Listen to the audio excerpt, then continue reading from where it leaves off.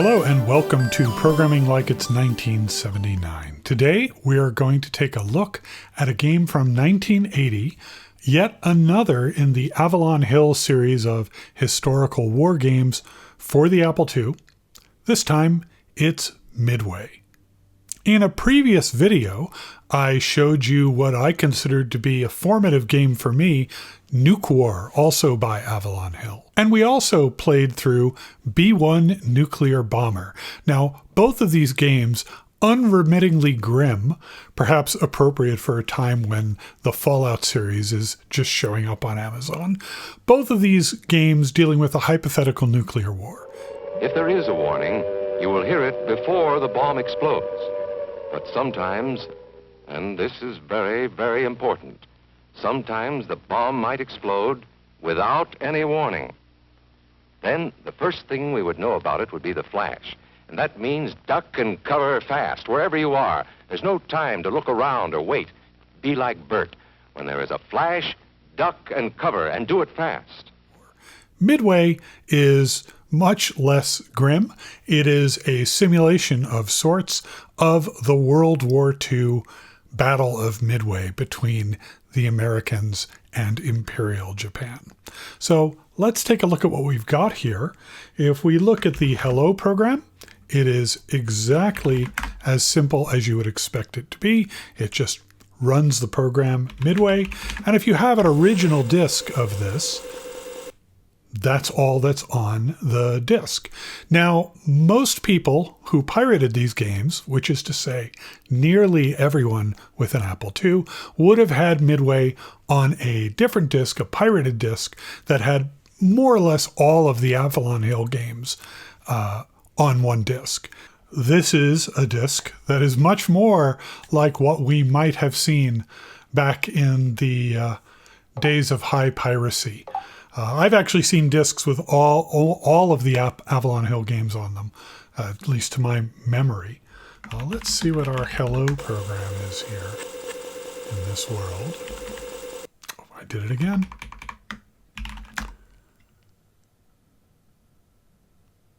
Oh, it's actually fairly deluxe.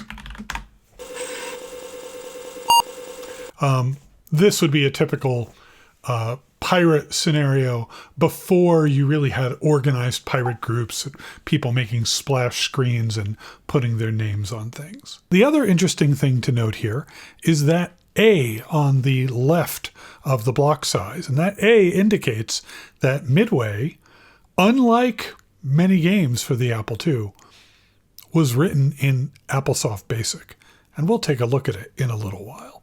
But for right now, let's jump in and play the game and see if we can die very quickly. Oh, that's lowercase. I think this Apple needs to be all uppercase.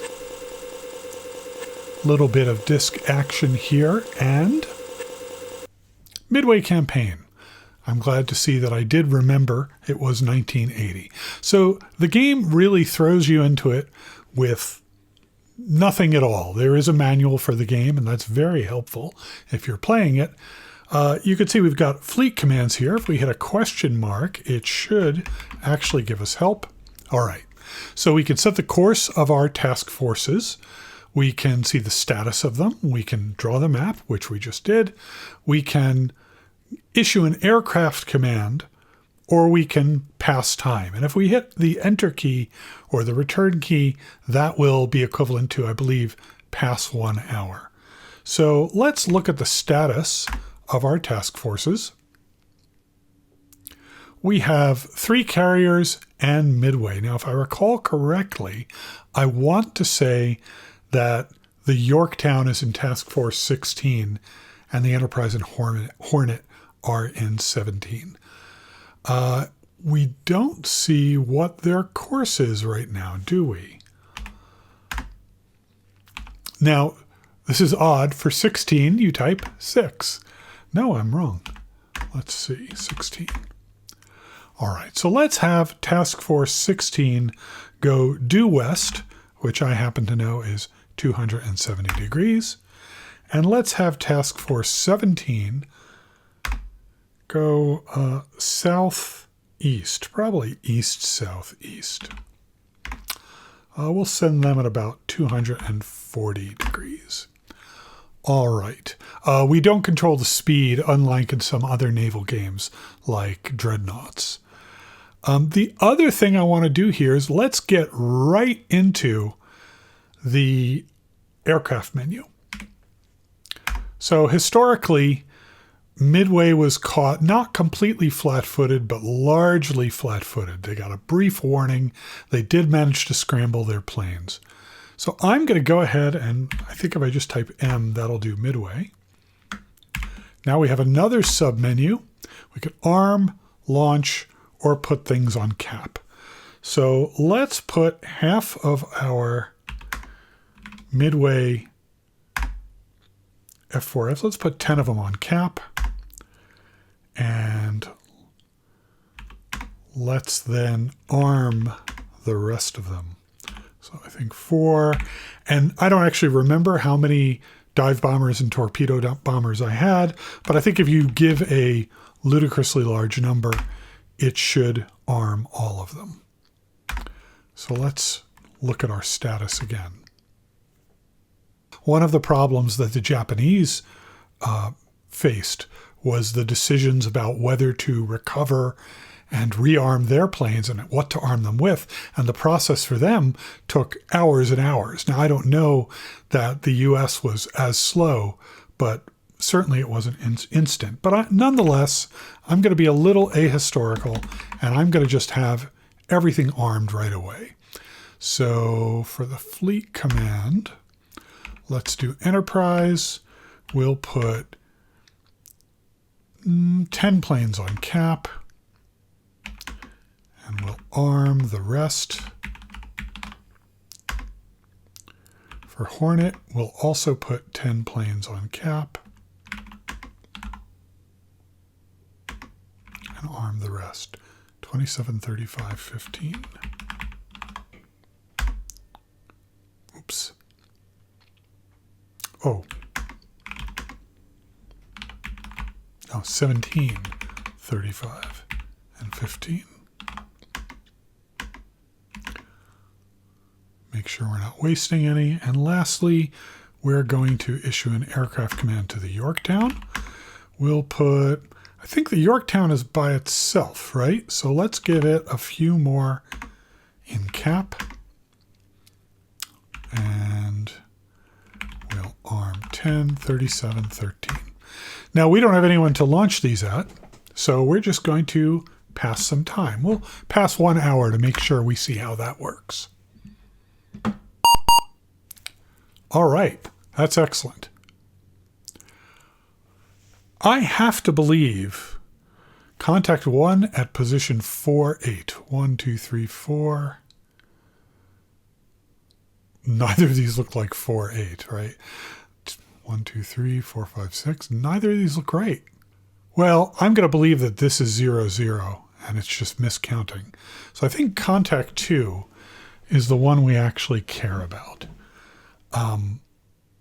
We don't know that yet. We don't actually know what's in here. I'm going to take a risk here and try to launch an attack from Midway against contact 1. Which is what I hope is this one.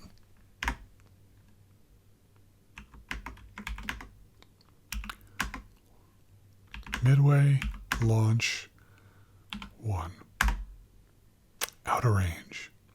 Well, let's try number 2. They might both be out of range, frankly.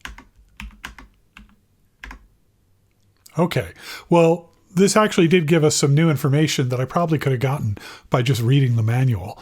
But since contact number 2 is more nautical miles away, that I think is a pretty good indication that this is contact number 1 and this is number 2. So we need to have some time pass. Also, historically, what is the time here? Is it daytime? 12:51. I would think that would be noon. I don't know how the game models day and nighttime.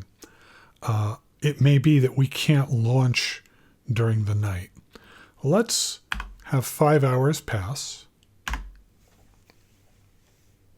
Of course, we don't know what the Japanese know. We don't know if they're spotting us or not. But let's see what we come up with. It's an Apple II. It's a little slow. So while this thinks about it, let's take a look at some of the code. Oh, we've now spotted Japanese carriers, by the way. Right, so now we have confirmation that contact number 1 is a Japanese carrier. But let's look at the code. So this is the source code for Midway, written by Avalon-Hill. I have a line on someone from the team that wrote these games, and I do want to try to get an interview with them. And hopefully they'll be able to answer a lot of our questions. You'll see there are no comments, as you would expect in code that actually shipped to customers. So 1980 was still early enough that people were still shipping code in the clear. By just a couple of years later, this would be extremely rare. Even if a game was written in BASIC, there were various compilation products and obfuscation and copy protection. Companies very quickly started trying to stop people from reading their source code.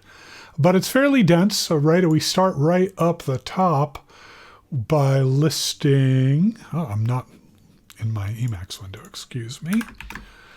We've got all the data, and this is everything in the game right there. That's all the text that we're going to be using. We've got the Japanese carriers here. We've got the US carriers here. Interestingly, we don't seem to be modeling. I don't know what the Japanese non-carrier ships that it has are. So let's see what we've got. If we found any contacts, go ahead and print them. Otherwise, print none. And then this is our input routine.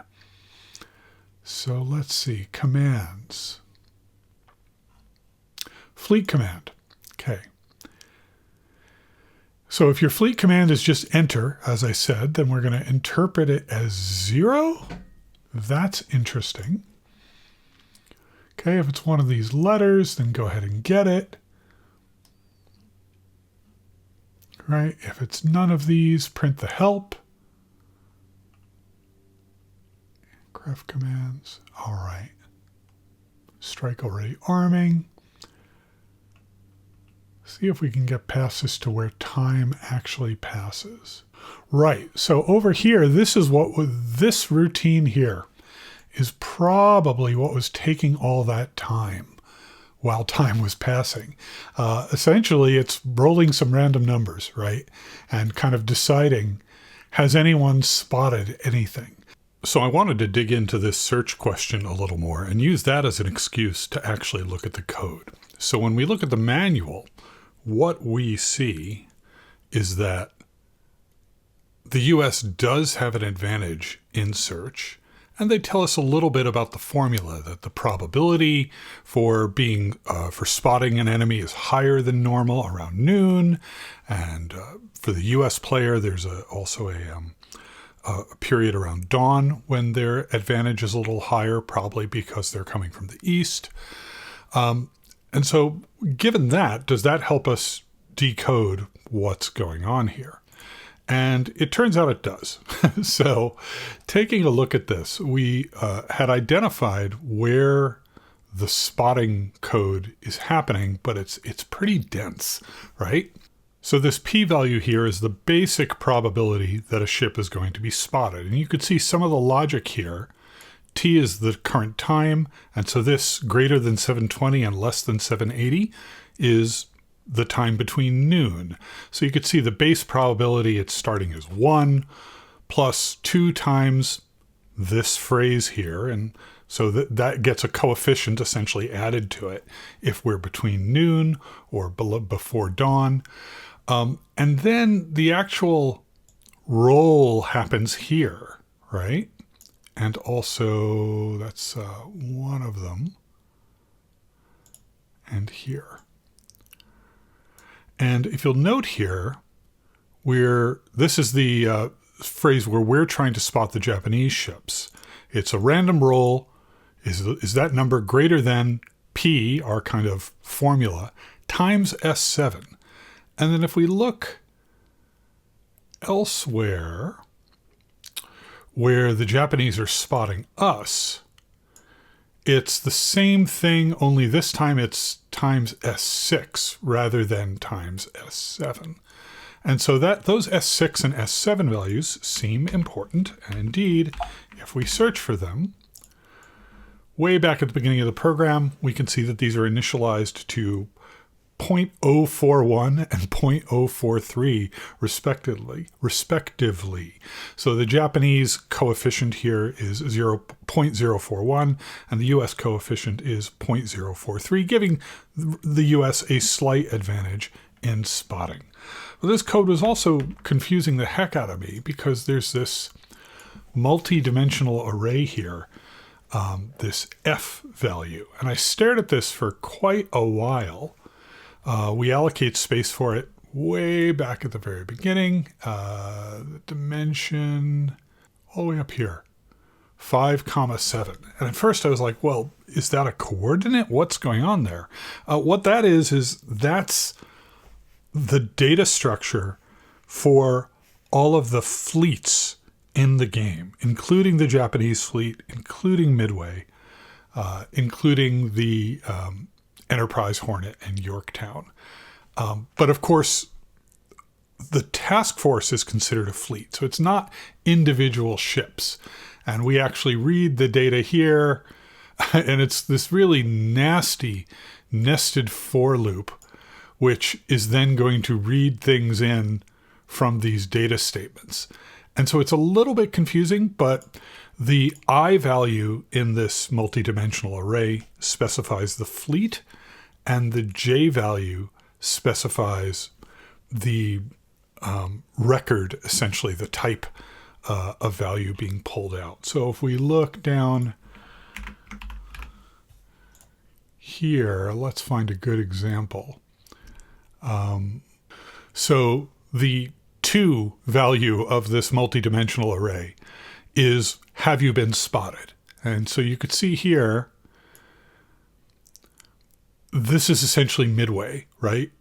If the fleet in question is Midway, then Midway is always spotted. And so we're setting 2 to 2, which means you've been spotted. You've been spotted. So it's actually a fairly sophisticated data structure. I mean, for a basic game, this is more complicated than I would have expected. This is basically almost simulating C structs in the form of a multidimensional array. I kind of like it. This must have been. I would love to know to what extent was this design written out on paper before they just started hacking at it. It's complicated enough that I think they had to have a paper design. You couldn't just kind of go in and start YOLOing a multidimensional array with values assigned to things without any kind of sane naming and, without a map to help you through the territory. All right, so 7, 8, 9, 10, 11, 12, 1, 2, 3, 4. We've got 9 hours really before anything interesting happens. Let's let 6 hours pass. It's really easy to read things from the 1980s where people were talking about structured programming and the importance of using procedures, not even functions, and think, well, what are they on about? Of course you're going to use procedures. Of course you're going to use functions. But I hope that this kind of shows you not necessarily, right? A lot of basic code was really written as spaghetti code. All right, so now we have a problem because it's nighttime and therefore we've lost our contacts. I'm going to continue moving towards them though. All right, so I think ships can launch at around 4 a.m. maybe. I think is when we start getting light historically. Now, historically, once the American ships knew where the Japanese were, they started opening up distance between them. One of the things that happened in the Battle of Midway historically was that when the Japanese ships were really on the ropes after having lost some carriers, they basically charged the American ships, hoping to have a climactic surface battle with them. And the American ships were not having any of it. So in fact, let's maybe simulate that a little bit. We're going to send Task Force 16. I did it again. We're going to send them a little north, west. And Task Force 17, let's start sending that more to the south. The idea being to try to catch these carriers in a kind of pincer. We'll let an hour pass. We've left our planes armed and sitting. So now this is the downside of having left our planes armed. Presumably, they're just going to get torn to pieces. I've played this game tens of times, and I've never come through it without basically not losing Midway. You know, they're not invading, but having them destroy Midway for the most part. All right. So now we know where the Japanese carriers are. We got very lucky. Now we're going to launch some attacks. So we're going to have the Yorktown launch its attack to contact number 1. We're just going to flood the zone here. Have the Enterprise launch at contact number... What? Oh my God. That seems crazy to me. Okay, I just went and looked it up, and in fact, yes, 16 is the Enterprise and Hornet, so we're going to have to move them further south, and they cannot participate in this first wave, which is bad, man. But we'll see what happens. We did get one wave away. Do we have anything? Oh, we still have some ships on Midway, so fine. We'll launch planes on Midway. We will go ahead and at least get those planes off the runway. All right. And we'll have...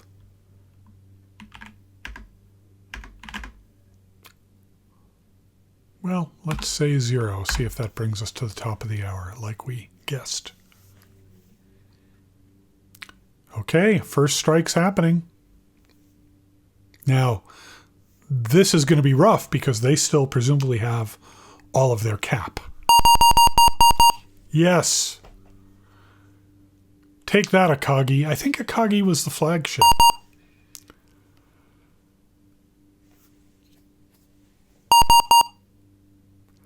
Now, historically, the Japanese task forces' difficulty in recovering and rearming their ship meant that they had a lot of ships fueled and bombed and ready to go. And so when they took damage, those things tended to explode. Okay, so where are we now? We're just after 6 a.m. I don't know if Task Force 16 is close enough yet. Let's try it. Let's say Carrier Enterprise Launch 1. Good. Carrier Hornet Launch 1. So we had one other thing happen here, which is that we had planes land on the Yorktown. So can I arm them and launch them in the same turn? That would feel very unfair, but we're going to try it anyway. So first thing I'm going to do, I'm going to take most of those F4s off of cap and combat air patrol, and then we're going to arm everything, which is 10, 10, and 35. Arming. Let's try and do it. I think it's going to tell me that I can't do it yet. No strike armed. Okay, so we'll pass 1 hour. I guess I got to get out of this menu first.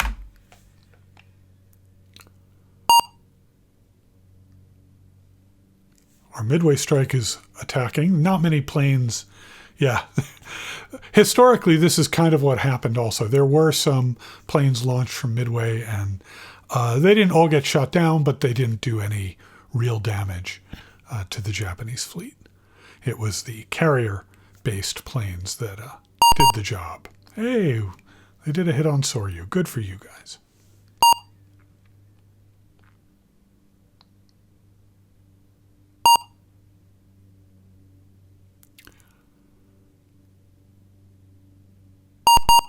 Oof.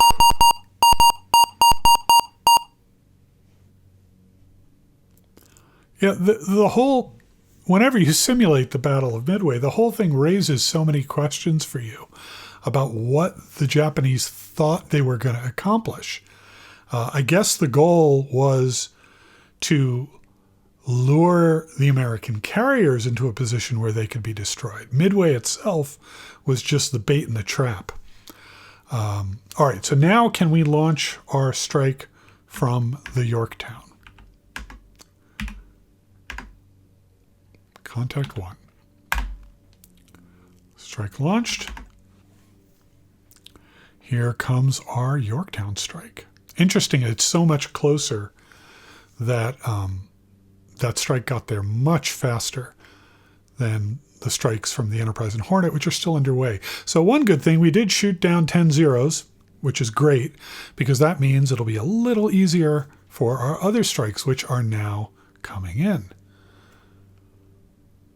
A few more zeros come. It's really a battle of attrition.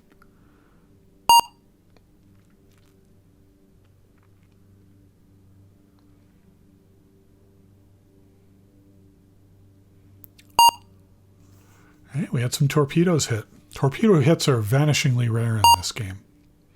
My impression is they do more damage. That would be a fun thing to look up at the source code when we get a chance.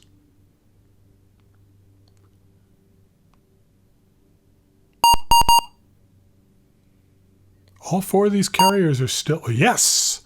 All right, hopefully that means the Kaga is in dire straits. Explosions on the Soryu. And our carriers have not yet, as near as I can tell, been targeted.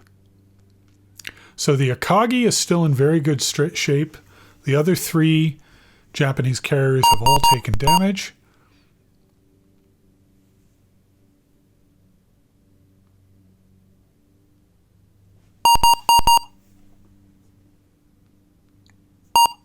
Some more explosions.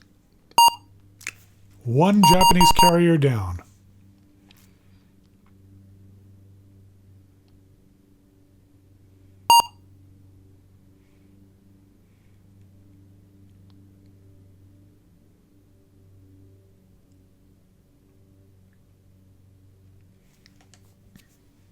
All right.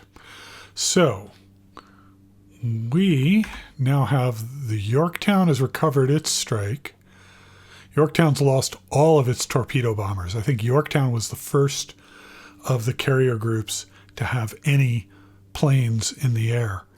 And those poor torpedo bombers suffered quite a bit. Well, we're going to go ahead and... What time is it, actually? It is still 7 in the morning. I'm going to get them armed and get them out. So... we're going to arm the Yorktown. I'm going to continue. You know what? I'm going to put more planes on cap, since I know we took out quite a few of those zeros. And then I'm going to arm the remainder of them. And let's arm the Midway as well.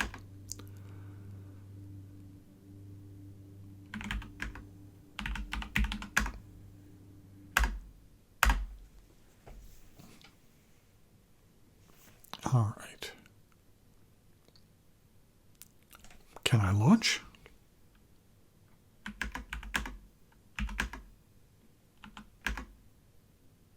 And Midway.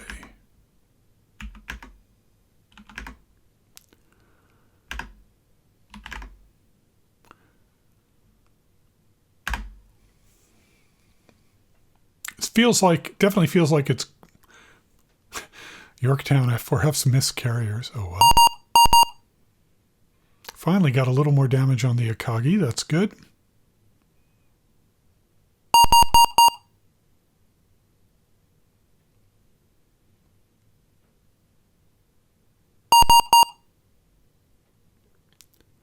In the meantime, my Enterprise and Hornet strikes have not yet been recovered.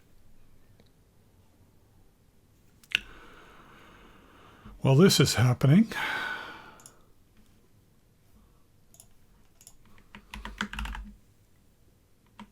Let's see.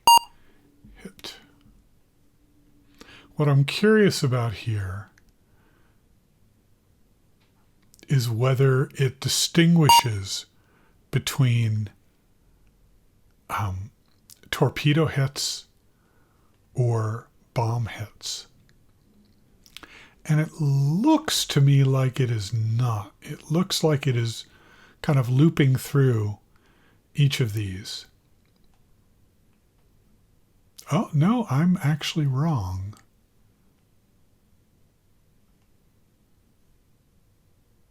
H hits. I see, N is near misses. Okay, so this D7 number is hits plus near misses. So near misses count as damage. And then we've got this formula here, and then the formula is above a certain threshold. That's going to destroy that ship. Interesting. All right, so our strike out of Yorktown has already landed. Oh, and I have not been arming the Enterprise. I somehow missed that we had recovered those. Let's go ahead and arm them.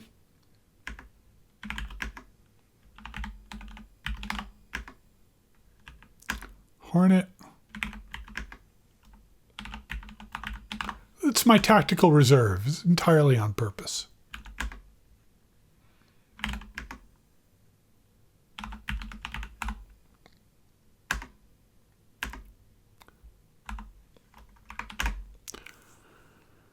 Okay. I also don't know if in this game, obviously, if a ship has taken damage in real life, they might not be able to recover their planes at all. I don't know if this game models that. I suspect it does not.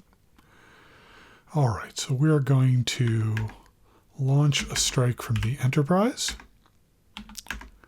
And we'll launch a strike from the Hornet.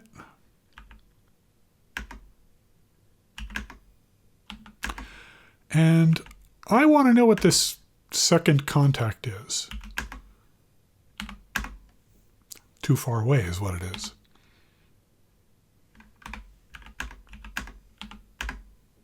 I'm kind of amazed that none of my carriers have been touched yet.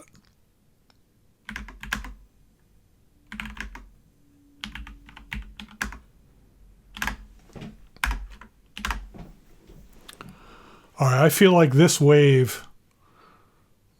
My dive bombers missed from the Enterprise, thanks. I feel like this wave has to settle it. There goes the flagship. I'm having very good luck with the torpedo bombers. This never happens.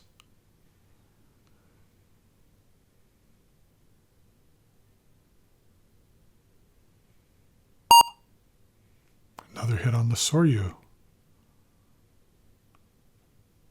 I think the Hiryu was the ship that survived the longest, historically.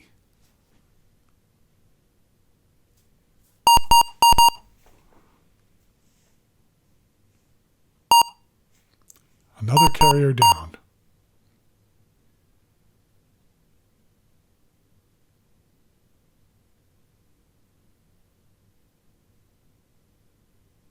All right, at this point, I want Task Force 16. Actually, I want both of these task forces to start moving.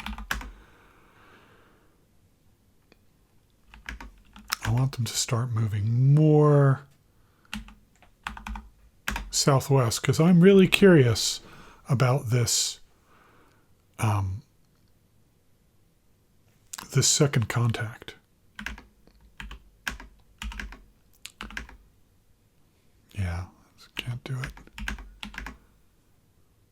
Oh, they're already in the first contact's out of range too. Fascinating.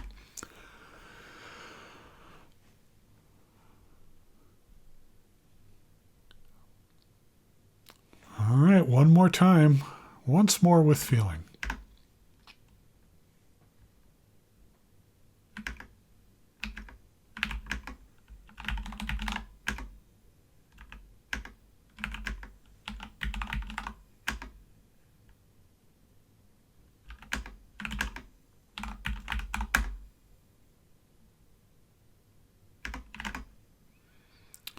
And it's still daytime. So we've got some hope here. There's no scale on this map. That's what's one thing that is frustrating me.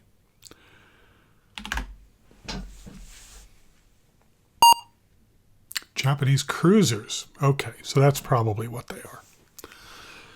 All right then. Let's launch some strikes. Can I send the Yorktown after those cruisers? Nope.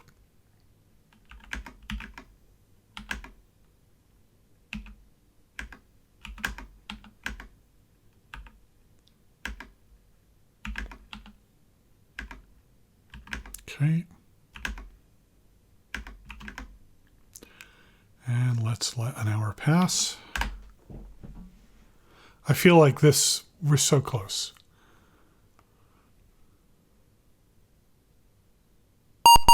Yeah, them losing their cap is really mysterious. And the game has not really given me an indication here of what happened to all of those zeros that attacked Midway.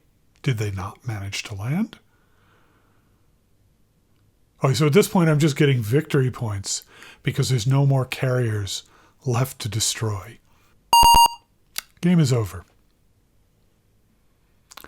Japanese lost 272 planes. The U.S. lost 65 planes.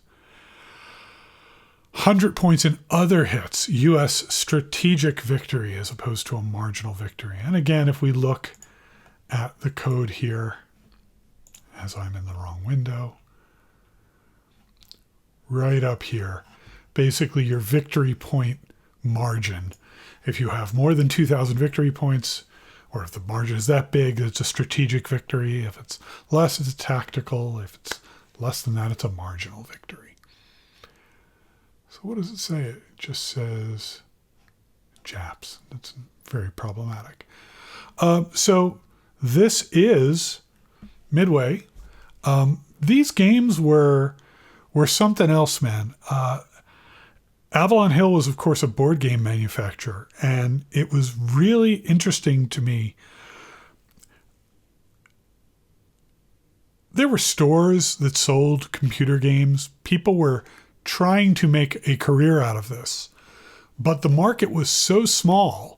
You know, today we think, yeah, computer games, video games, millions of people buy them. They're selling even more making more money than the movies. This was not the case in 1980. And I would love to have an interview with someone at Avalon-Hill or really anyone from that era to talk about the business side of this. Because it did take not a lot of capital to get started, but some. You had to put a disc, an actual physical disc in a box. You had to print up manuals. Put a picture of the manual here. You had to print boxes. You had to distribute those. You had to mail them to wholesalers if you're selling at a store or direct to customers. You had to pay for advertising. And my sense is it was too early. Like, I know there were a few companies that hit it big and managed to saturate the market. But I think most of the people who made games for the Apple II ended up having to get another job. It was not really a viable business at this point in time. And that to me is such a fascinating thing. And the question I ask myself is, what's the business that's like that today? What technology is just getting started where it's so early that maybe being an early adopter doesn't even get you there? One other thing I wanted to recommend is if you're interested in the Battle of Midway, rather than the Apple II part of all this, I watched a great series on YouTube just the other day. I have no affiliation with this channel other than I watched his video and thought it was great. His name is Montemayor, Montemayor, and it's a 3-video series called The Battle of Midway 1942, told from the Japanese perspective. And the interesting thing about this, he goes through the Battle of Midway, which is a story many of us know very well, but he presents it in such a way so that you as the viewer only know what the Japanese commander knew at the time they were making those decisions. And that really helps contextualize a lot of those decisions. I thought it was a great series. Each video in it is between half an hour and 40 minutes. Absolutely worth your time. So Montemayor, The Battle of Midway told from the Japanese perspective. Well, anyway, these games, they're simple, they're ugly. There's very little flash in them, very little polish, but all of these Avalon-Hill AppleSoft games have occupied a really outsized size in my brain for many years. So I find them interesting. I hope you find them interesting too. I'd like to thank you for joining me today. This has been Programming Like It's 1979. Thanks for watching.